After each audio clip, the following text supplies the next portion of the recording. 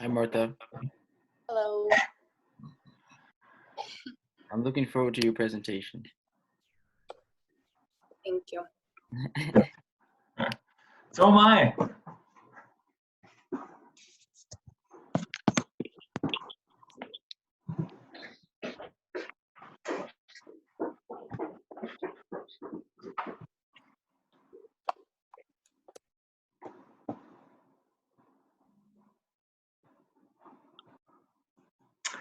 All right, so the IDEX group, if you guys, whenever you're ready, you can just get started once you're all here and ready to go. All right. Oh, I have to enable sharing again, jeez.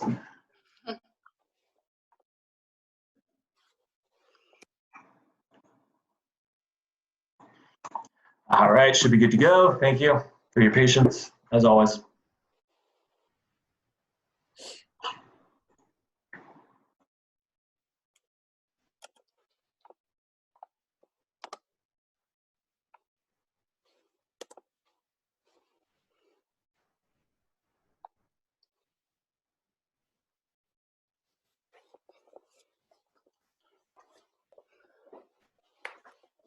All right. All right. So we had IDEX Laboratories.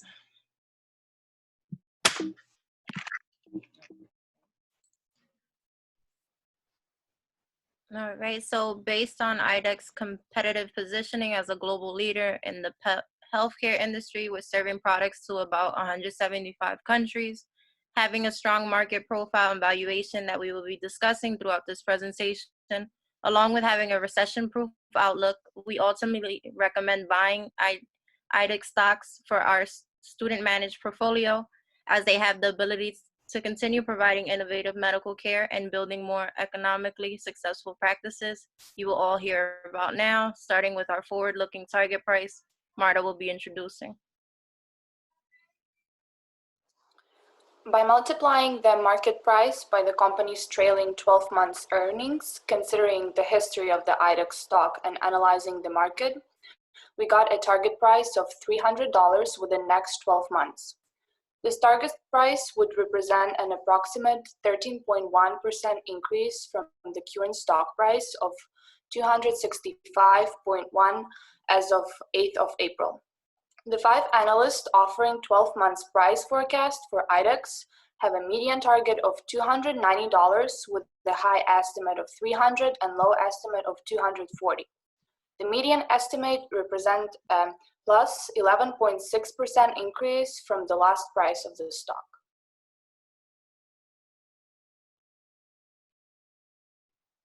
So just to cover some of the highlights of IDEX, the global veterinary diagnostic imaging market is anticipated to grow at a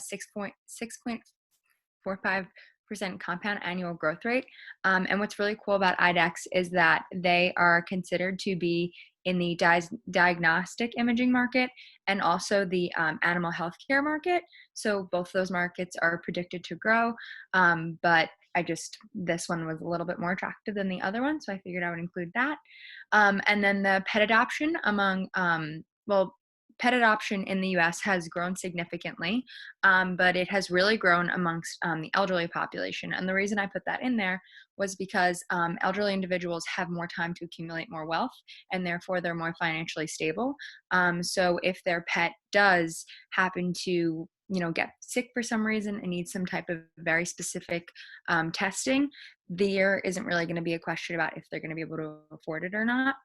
And then to go right into that as well, most of both of these markets are made up of companion animals. So the markets are broken into 2 different types of animals, companion animals and then livestock animals.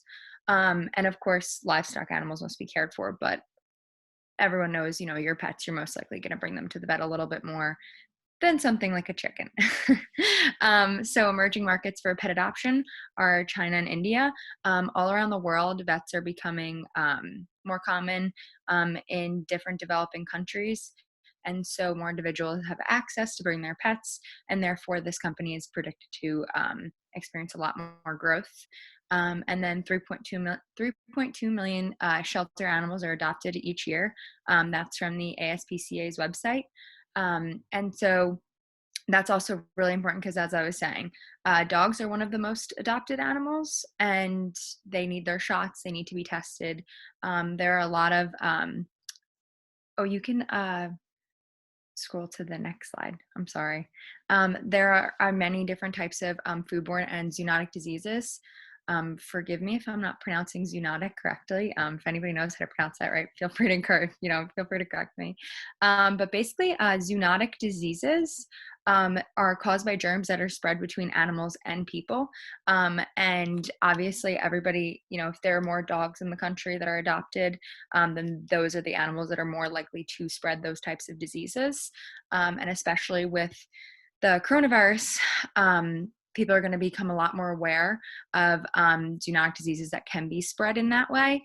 And so that's really important that IDEXX does that type of testing and that more people are continuing to adopt. Another really cool feature is that IDEXX has the IDEXX Direct service. So vets can drop off samples for tests within 24 hours, and they will have the results back normally by the next day, but definitely within 24 hours. And I was reading a review on an article, and there were all these vets saying that it was super important that IDEXX has the service because there are some tests that they need. They need the answers back to you right away, and so they are the only company out of all of their competitors who offers that service, and that's super important. They're right in the middle range out of all of the other companies that they are competing against, so it gives them a great opportunity to grow more.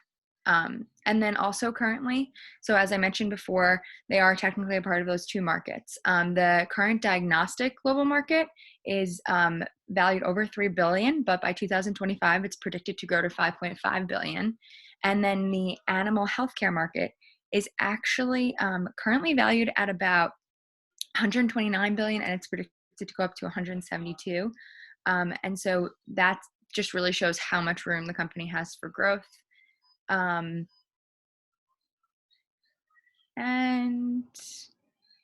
I can pass that on to my next teammate. So here's just a brief business description of IDEXX Laboratories. So IDEXX Laboratories is a leading animal healthcare company that was incorporated in 1983 by David Shaw, and it is headquartered in Westbrook, Maine. The company has consumers in 175 plus countries, and more than half of its total revenue are United States sales. It operates through 3 primary segments, including companion animal group, water quality products, and livestock, poultry, and dairy. In essence, the business aims to enhance the health and well-being of pets, people, and livestock.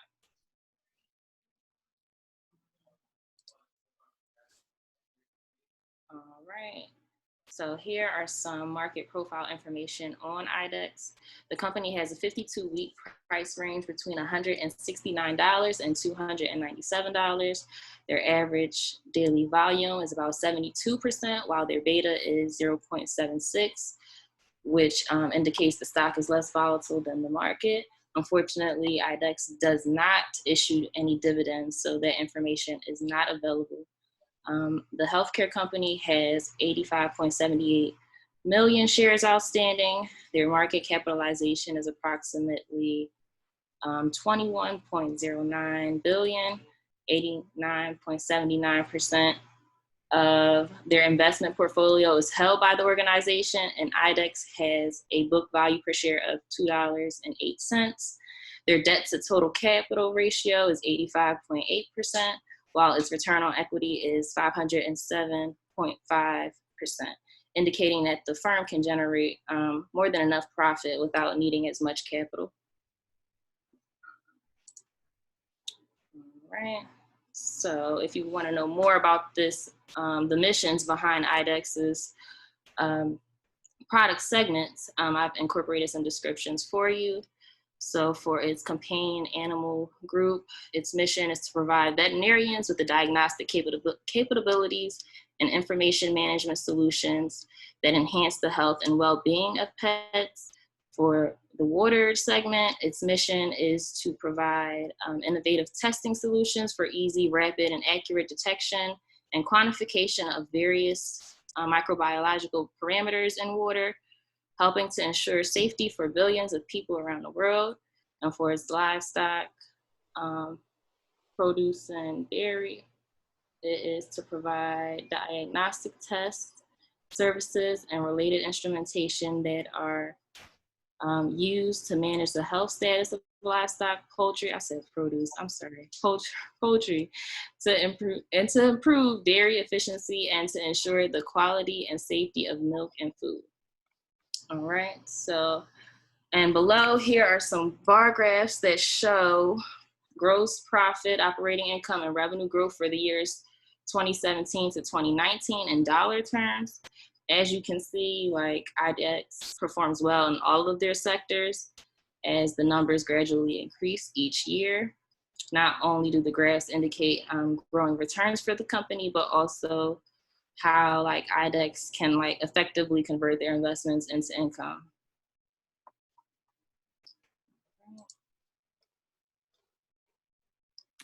Before I hop onto this slide, in one of my previous slides, I forgot to mention about the IDEX Direct Service. So I think one of the reasons we haven't seen much more growth and them meet the numbers one of their top competitors has is because they launched that about a year and a half ago in the States. So there is definitely time for that to continue to grow, but it is relatively new here. So anyways, for our financial analysis, I wanted to just include this chart. So I have some other information based on their competitors, but their gross profit margin has been pretty steady. And in comparison to two of their competitors, Abbott and Zoetis, Zoetis is slightly higher than them, about 10% higher, but Abbott is slightly lower than them, 5%. So they are right in the middle, and as I've said a few times now, there is definitely room for growth. Their operating margin was 22% this in 2019. Abbott was at 14%, and Zoetis was at 32%. So again, they are relatively in the middle, with Zoetis being on the higher end. And then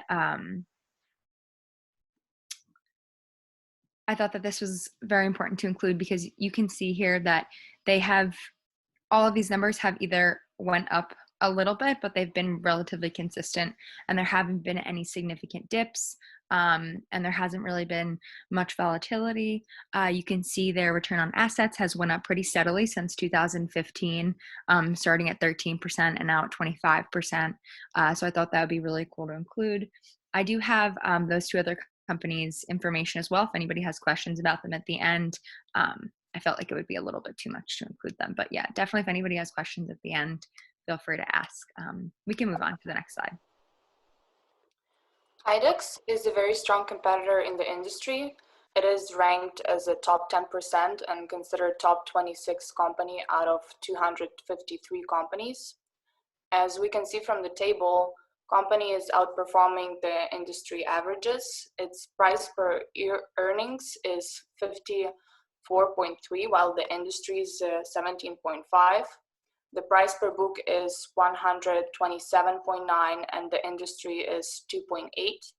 Price per cash flow is 44 when the average is 20.2.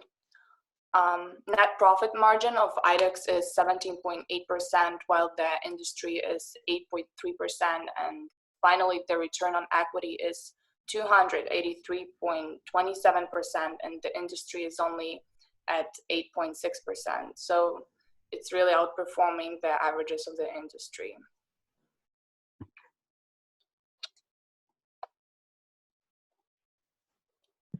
Now, further elaborating on the competition, historically, IDEX has outperformed the S&P 500 by a wide margin.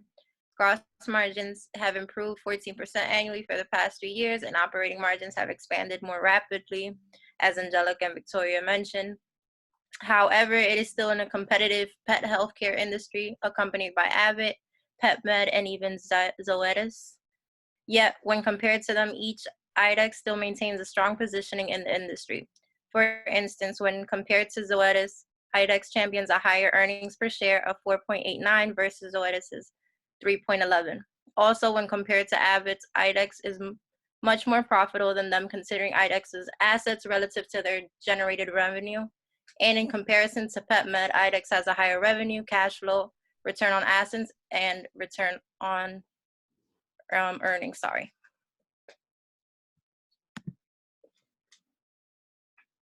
All right, so some of IDEX's strengths include its research and development, its robust infrastructure, good returns on capital expenditure, as you could see in its ratios, its highly skilled workforce, strong distribution network, successful with product innovation. As you can see, its products among 3 different segments are successful. Where else? So, however, some of their weaknesses are the limited success outside of the business core. They're focused on being a healthcare, animal healthcare focus, so they could pretty much expand into other segments. They have a net working capital deficit, which is unfortunate. The profitability ratio is below average. There's a poor demand forecasting, and its business model is a little bit outdated. Ultimately, IDEX could take advantage of the opportunities to dominate the water business and grow in the clinical chemistry market, which has to do with like the diagnostic and therapeutic purposes. It could develop strategic and initiative plans internally, and can gain new customers from this online channel, especially during the coronavirus outbreak right now. And then they also could be coming out with testing and treatment products relative to the outbreak. But nonetheless, there are some threats that the company could face, including its intense competitive environment, the strict government regulations, and then the varying liability laws, and the rising pay levels in foreign countries, and then the technology advancement.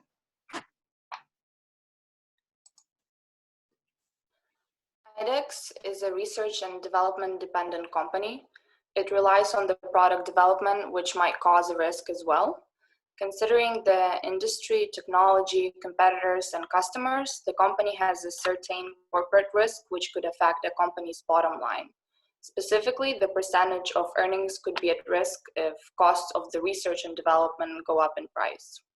Second risk is that IDEX is operating its business within competitive market, which is causing some risks for the company.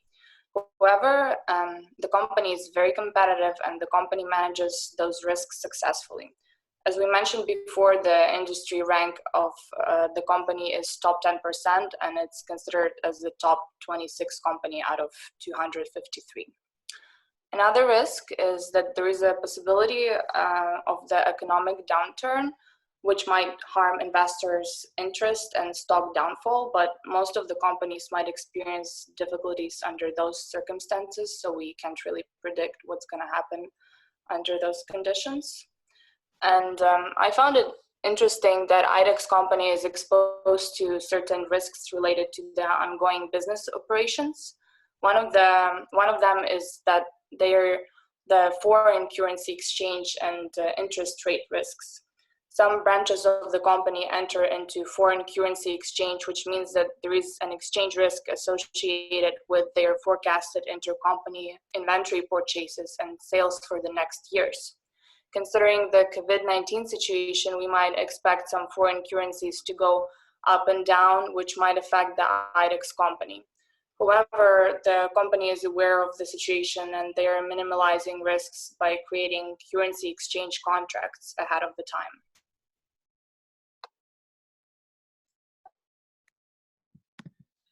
So as mentioned by Marta, another risk we analyzed that is faced by all of our companies presented tonight is the coronavirus. Yet with so far findings of only 2 dogs and a tiger testing positive with COVID-19, IDEX has only become more rigorous as already a leading lab testing company and trying to combat the virus with testing supplies and working on a cure, along with monitoring this crisis from both a clinical and operational perspective. So the vet diagnostic company IDEX has remained consistent testing animals for it. And IDEX lead veterinarian has stated, our pets can be a source of comfort for us and not another source of concern during this involving COVID-19 environment. And as of yesterday, President and Chief Executive Officer of IDEX Laboratories, Jay Mazelsky, has announced that they will be now supplying vets with COVID-19 testing supplies for animals. Mazelsky stated that it became clear offering the test was the right thing to do when we saw clinical evidence that pets, especially cats and ferrets, can in rare cases be at risk for infection. So they listened to their customers around the globe that veterinarians needed a testing option while assuring that this test will not have an impact on human COVID-19 testing or test availability. So this week, they will begin distributing those tests across North America, and in the next coming weeks, it'll be global. With their response to this pandemic, we still remain confident in our company's performance through this global crisis, as they remain a leading company in the industry. They're trusted by experts, leaders, and stockholders, especially now based on how IDEX has been adapting their technology and operations to the current changes. And they remain with a beta less than 1 at 0.76 as of today, so it is less volatile, to the market and the changes COVID-19 has brought to the economy. We thought it would be a great idea to reach out to one of professionals from the industry and ask his opinion about the stock we chose. His name is Jason Ray, and he is the founder and CEO of Zenith Solutions. We met him through our school, Jeff Invest Club, which is cool. And Jason's company works to provide financial planning and investment management. What he told us that IDEX net profit margin, along with their return on equity, showed that they can create shareholder value over the long term, which is one of the reasons why the company is a great choice for the TGU fund. And also he mentioned that consumers are going to demand more preventative drugs for all viruses and diseases coming out from pandemic for their animals, livestock, and themselves. And it's going to increase shareholders and investors' interest in the near future.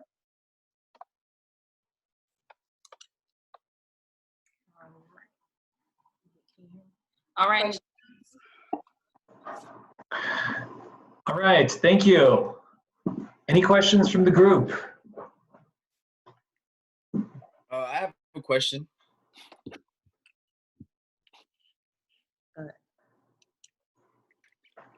So could you go back to the slide where you mentioned the dividend yield?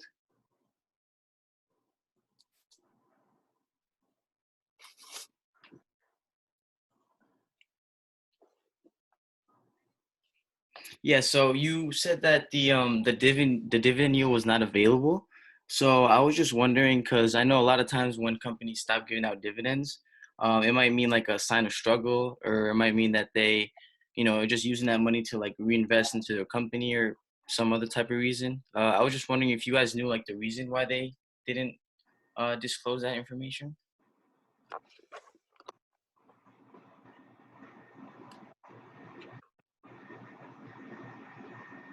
I think you're on mute. I actually did end up looking this up. Okay, cool. I think somebody had asked online, like, why doesn't IDEX participate in the splits or the dividend splits?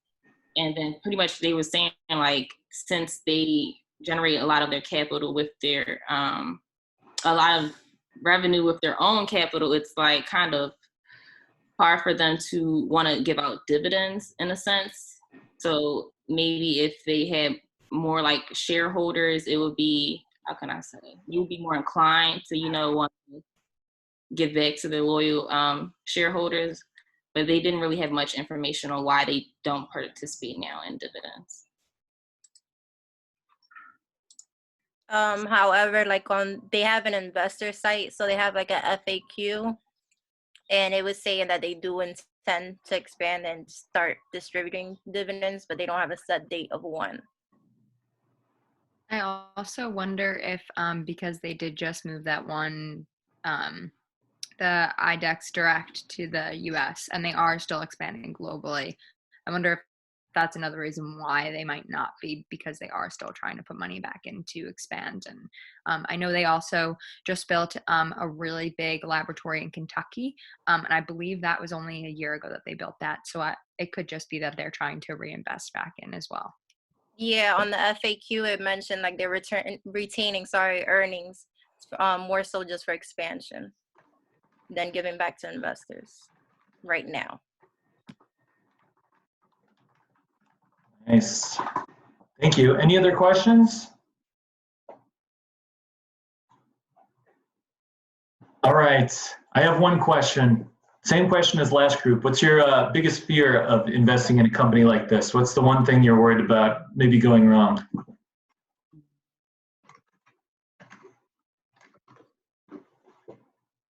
I think currently I would be worried about, and this is like obviously a very specific situation, but let's say they did come out with a certain type of test that was related to another type of zoonotic disease, and there was a lot of failure related to it. That would definitely be a risk, because right now people want concrete and something to depend on, and that would really cause an issue, I think, or cause a problem. All right. Good. Any other questions? Okay. Nice. Well, those were great presentations overall. Should we, the next step in the process is to vote. We have still almost everyone here, so let's vote. Are we okay? If anyone wants to vote anonymously, we can, but if we're okay just like voting by chat, I think why don't we plan to do that unless there's any objections. So, I don't know, should we let's start with IDEX actually. The moment we've all been looking forward to all semester. Yes. So like we said, I think based on all the group proposals, it seems like we're proposing about a $2,500 investment, which I think seems reasonable. So if we can cast our IDEX votes, just say, yes or no in the chat if you can, right now. If we made the presentation, are we supposed to vote for our stuff as well, or? Oh yeah, yep, everyone votes on every stock.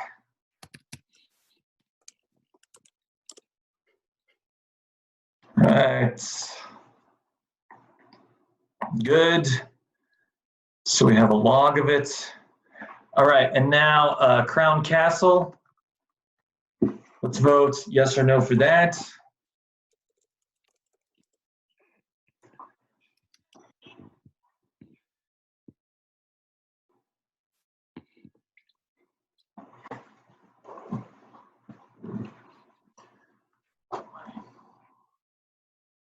Any other votes outstanding for Crown Castle?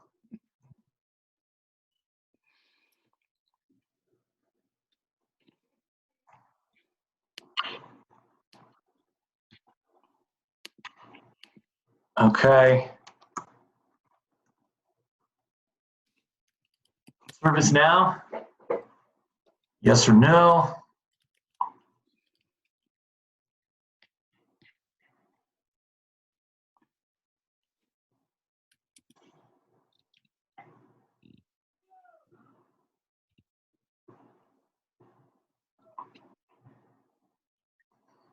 Anyone still need time to cast their ServiceNow vote? Okay. And then lastly, Dominion, yes or no?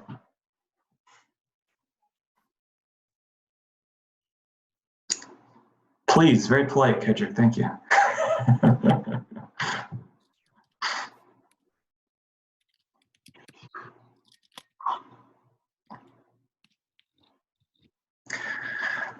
Alrighty, Good. Well, I will tally these results. It looks like we voted in favor of investing in all 4 of the stocks overall. So I'll follow up with Professor DK about that and keep you posted. He'll enter the transactions and we'll keep you posted on the execution price and go from there. All right. So good presentations overall. Thanks. I know this must have been much more. There's an extra element of difficulty with this online situation, but I was really happy with how y'all handled it. So thank you for that. We've got the stock recommendation reports that are coming due later, and also the last homework assignments. So just keep on top of those things. The deadlines are posted in Blackboard. So why don't we adjourn for the night? And if anyone has any questions or concerns, let me know. Otherwise, we'll plan to meet back on the last day of class a week from today, hopefully with an update to share on the fund's holdings from me. And then we'll talk about how to finish off the course. I have a question on the due date of the stock report. Yes. When is that due? Let me, that's a good question. Let me pull it up. I remember we talked about, let's see. So the written report will be due May 5th. So that's 1 week after classes end. So that's 2 weeks from today. And then I would entertain, if you need more time on the written report, I would certainly entertain a request for an extension if you need time to put together a quality report. And then the last assignment is due a week from today. And it's a retirement planning assignment. So hopefully, yeah, let me know what I can do to help out with that. But I don't want that to be, I really just want you to think about planning for retirement for you or a client. And I'm happy to help with that if I can. Question, do you upload the presentation anywhere like Blackboard or anything? Oh yeah, that's a great question. Thanks. I'm glad you brought that up. Is it okay if just one member per group just emails me the presentation? Okay, perfect. Thank you. Okay, thanks for bringing that up. Yeah, if one person, I'll post an announcement to that effect, but yeah, I'll need that as well, so I can send those to DK to document your work. Any other questions? All right. Nice job, everyone. Thanks for your work during these difficult times. Here's a applause emoji for you. And you deserve much more than that because I know you worked hard. So thanks for tuning in, Thomas, and we'll see you next week, okay? Thank you. Take care. All right, thanks. Bye, everyone. Good night, Professor. See ya.